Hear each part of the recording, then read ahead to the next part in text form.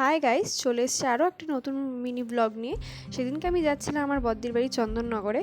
ঠিক আছে, তো চন্দননগর যাওয়ার সময় আমি যাচ্ছিলাম ট্রেনে করে শ্যামনগর, দেন ওখান থেকে তেলিনীপাড়া ঘাট চন্দননগরে, সেখানে লঞ্চে করে আমি চলে গেছিলাম। তারপরে যাওয়ার সময় ছোটো ছোটো কটা ক্লিপ নিয়েছিলাম, যার জন্য তোমরা এখন দেখতে পারছো। দেন আমি বাড়ি আসার পর গেছিলাম আমার অফিসের কালিগদের সাথে ছোট্ট একটা আউটিংয়ে, বলতে পারো যে শপিংয়ে। আমরা কাঁচরাপাড়া গেছিলাম। দেন ওখান থেকে আসার পর ওখান থেকে আমরা যখন আসছি তখন আমার মনে হয়েছে যে আমার কটা ক্লিপ নেওয়া উচিত, কারণ আমি অনেক দিন মিনি ব্লগ করি না।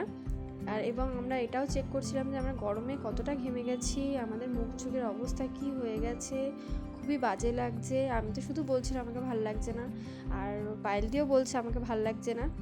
দেন আমরা দুজন দেখছিলাম, আমাদের আউটফিট চেকটা করে নিচ্ছিলাম। ঠিক আছে, গরমের মধ্যে এত বাজে লাগছে, আর আমাকে বলছে তুই ভিডিও করছিস।